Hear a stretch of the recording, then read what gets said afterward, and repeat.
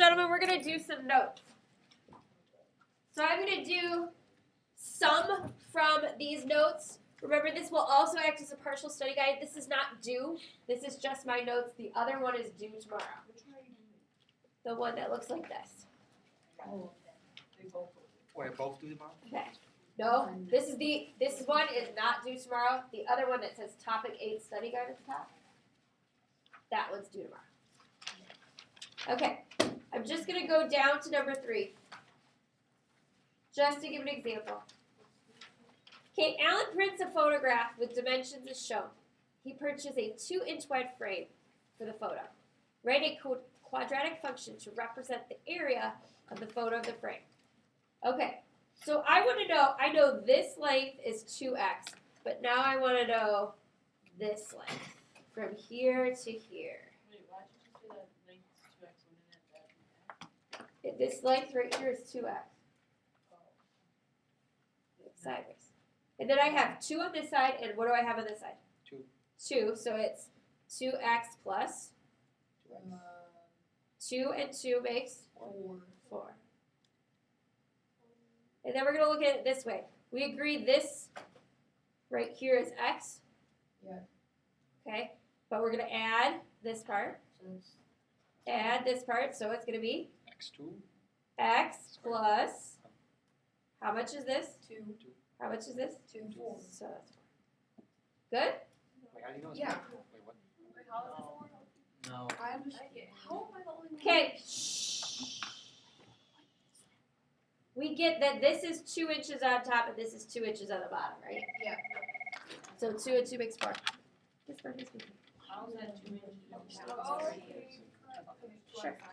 Right. 2. Okay. 2. So you guys get that there's 2 on each side, right? There's 2 inches on each side. Is that better when I write the 2's all in? So Yes. when you get a problem like this, you're going to do that, right? Yeah. Okay. Now we're just multiplying them together. So this is just making the box. Are you recording? This is 2x and 4. This is x and 4. You get 2x squared, 8x, 4x, and 16. Am I going too fast? Yes. I won't slow down. This should all be review, though. Like, making this up, figuring this out is harder, but this is review, right? So I should get 2x squared plus 10x plus 16. What? 8 10x? plus 4 is 8 plus 4 is not 10. It is 12.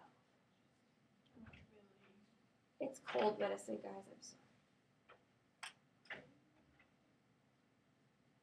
Is there another example? Okay, so 1 and 2 are just very similar. 1, 2, and 4. If we have enough time, we will go back and do another one like that, okay? But I want to get to the stuff that I think is a little bit harder that I haven't covered as well. So let's move to number 7.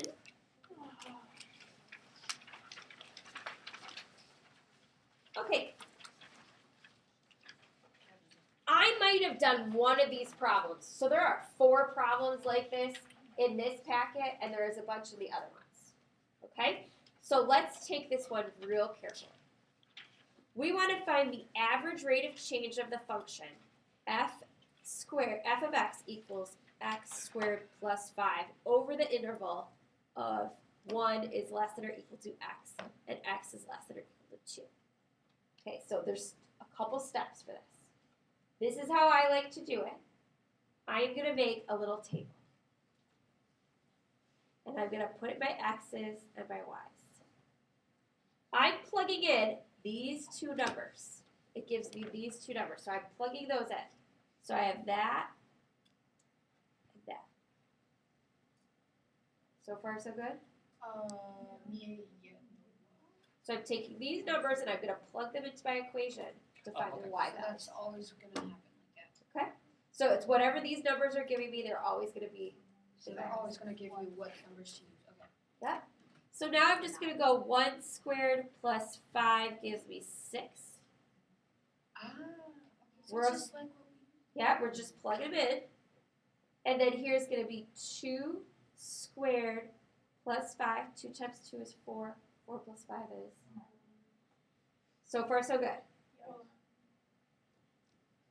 Ask questions as we go, please.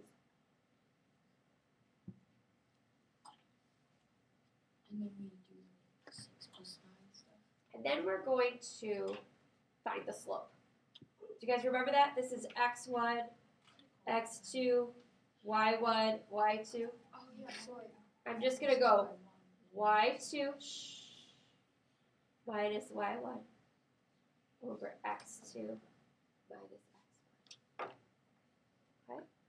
So I'm just going to go 9 minus 6 over 2 minus 1. 9 minus 6 is 3.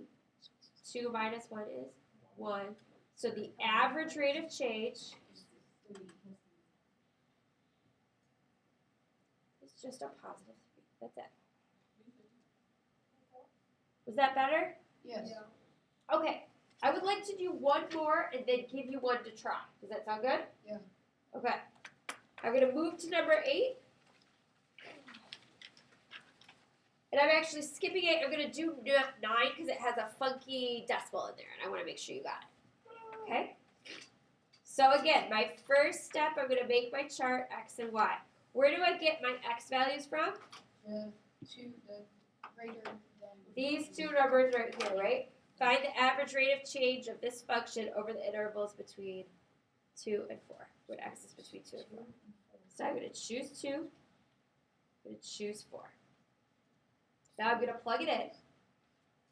And I'm going to write 0.75 times 2 squared gives me 3. And then I'm going to go 0.75 times 4 squared gives me 12. And then remember I want to do y2 minus y1 over x2 minus x1. So what am I going to plug in? 12 minus 3 and 4 minus 2. Over 4 minus 2. 12 minus 3 is 9. 4 minus 2 is 2. 2 goes into 9 4.5 times.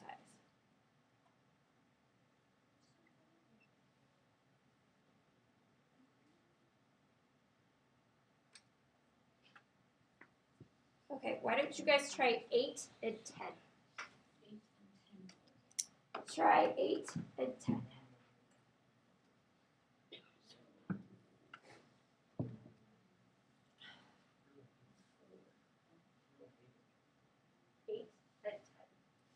On your own?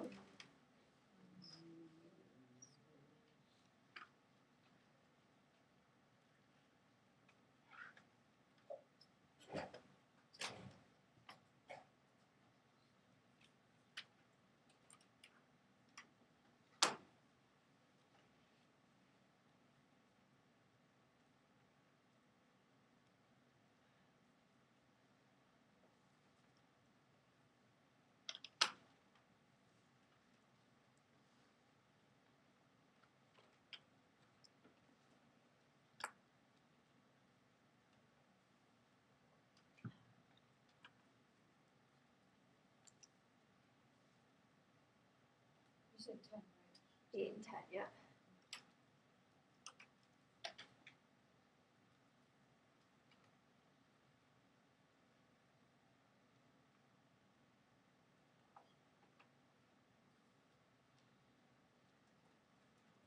I'm only going to give you about 2 more minutes. If you just finish 8 that time, that's fine. This way. Since this is already negative x, we can just make this a positive because of negative. Times these.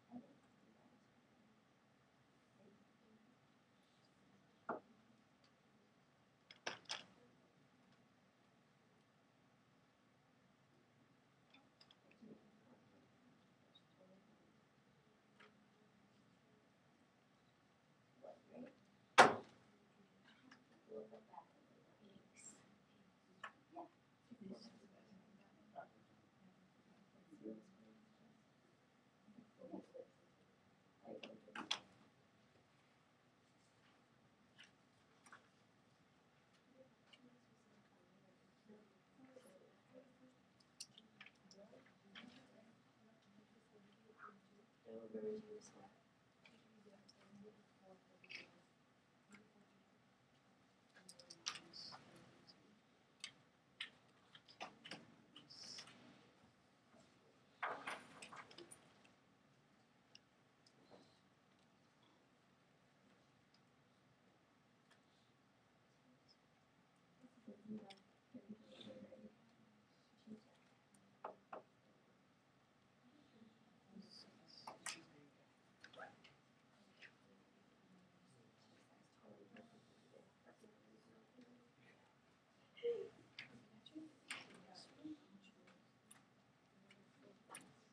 All right, guys, let's go over the answers.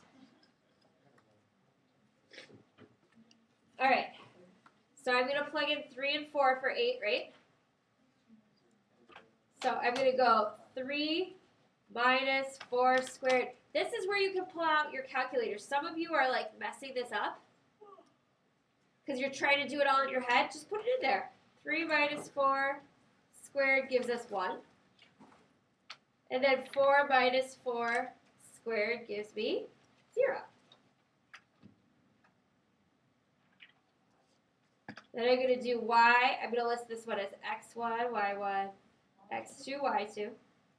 I'm going to go 0. Yeah. Yeah. 3 minus 4 squared. So I'm using this, right? And I'm going to get 0 minus 1 over 4 minus 3. So I'm going to get negative 1 over 1, which gives me negative 1. So your average rate of change.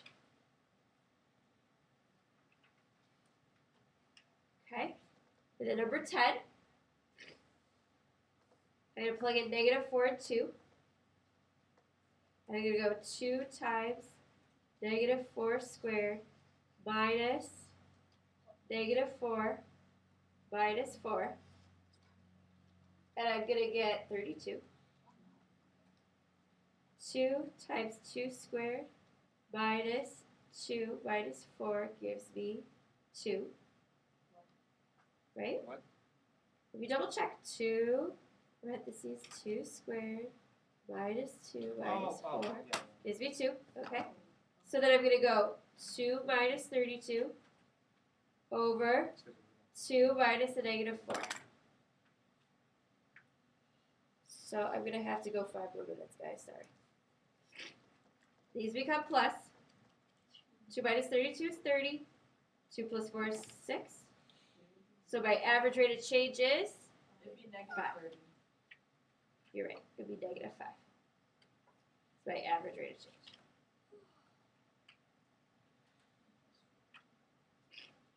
So I'm going to take 5 more minutes and do some more of the problems that's like 8.5, okay?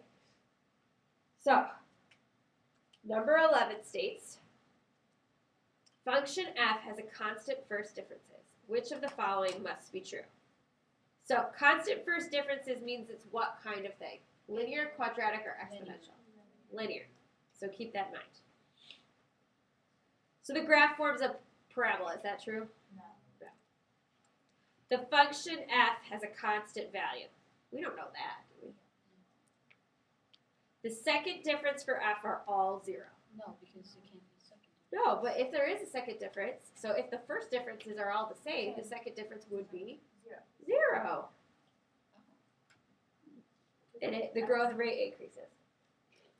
So let's do 12, 13, 14, 15 here. So we feel real comfortable with this. I promise there's going to be time in class to work on homework, but I do want to make sure you know how to do these. Okay, first differences.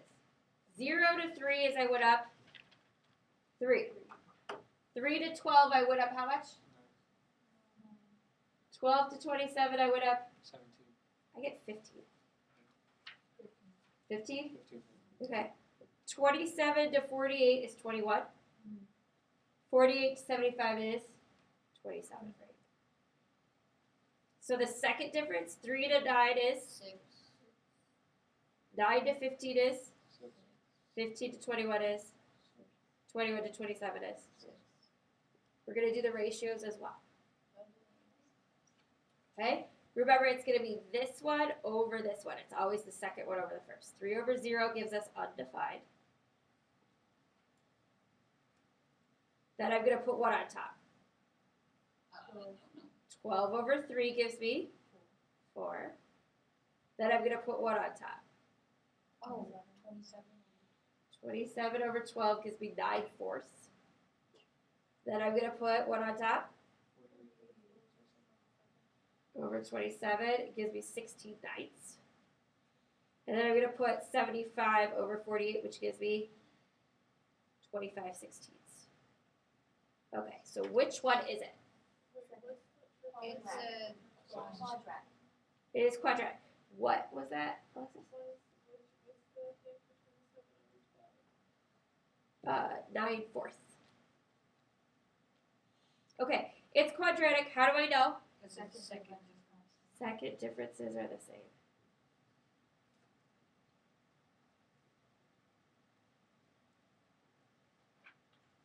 Okay, should I try one more before giving you some on your own? Yes. 25 over 16.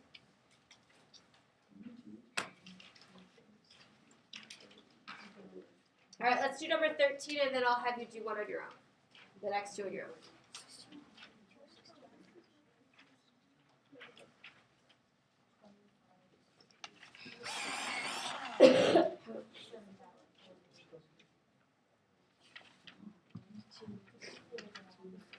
Which was it told us to do?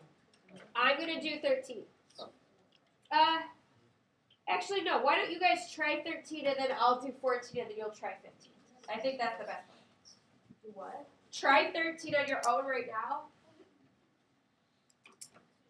So maybe exponential since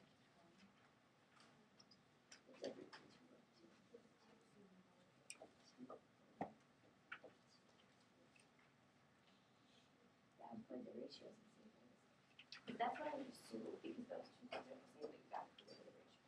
Is that right?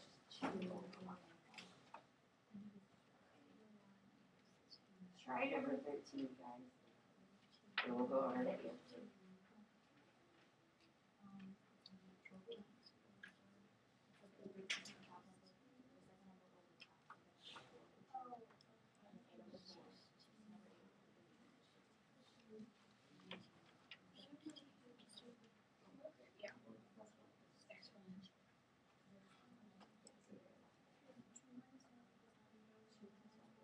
Is that what you're referring to?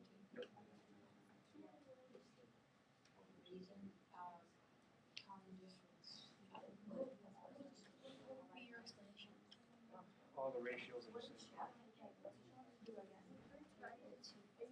You need a calculator for 50.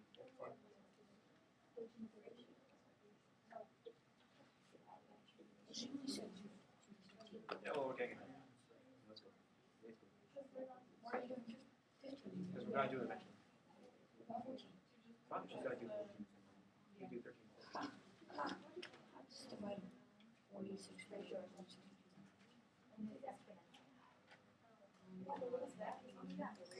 Exponential, not ratio. No, same, right? What gives you 2? Well, you subtract them.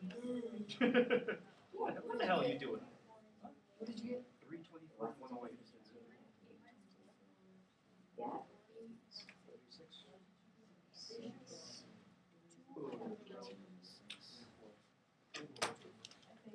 So let's do the ratio. 2 over 1 could have done 4 over 2.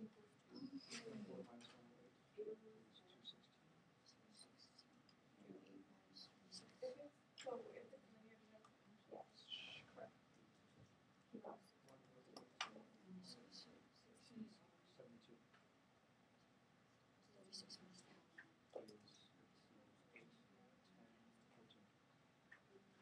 20 times 4. Wait, no, it's 24, sorry.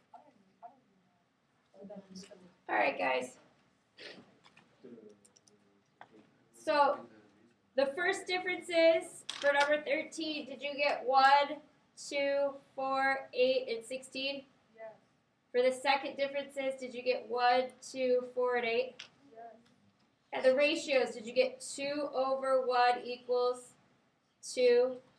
Yes. 4 over 2 equals 2, 8 over 4 equals 2, 16 over 8 equals 2, and 32 over 16 equals 2. So what is it? Exponential.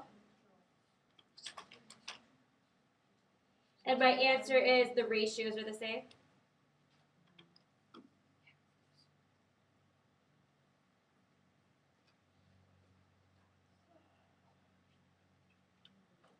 Okay, so let's look at 14. 4, the difference between 6 and 4 is 2, 6 and 8 is 8 and 10 is 10 and 12 is 12 and 14 is. Are there any differences between 2? What are the ratios? I get 6 over 4, which is 3 halves. 8 over 6, which is 4 thirds. 10 over 8, which is 5 fourths. Can you put them into decimals? Sure. 12 over 10. So do you want me to, or are you asking if you can? Well, I mean, because I didn't put them right. You could totally put them in decimals. 14 over 12 is 7 sixths, right? So this is what kind of equation? Look at it again. Linear. Oh, yeah, linear. Why is it linear? Because All the first differences are the same.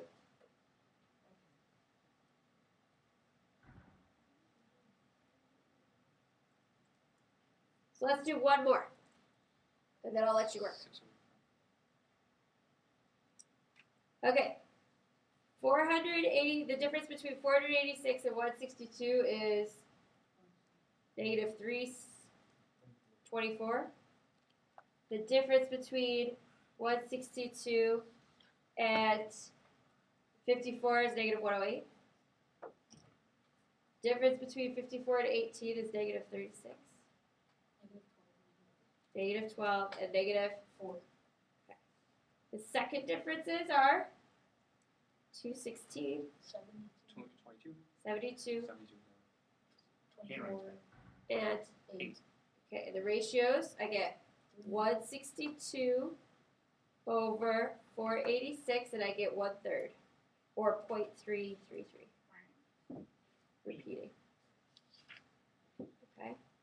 I get 54 over 162, which gives me 1/3, 4.33 repeating. Put the wrong thing on top. 18 divided by 54 gives me 1/3, or 0.33 repeating. You gotta put in your calculator 18 division times 54. You probably put 54 divided by 18. This way. 6 divided by 18 gives me 1/3, or 0.333. And 2 divided by 6 gives me 1/3, or 0.333. Repeating. So it is exponential. Why? Because of all the Oh, ratios. right.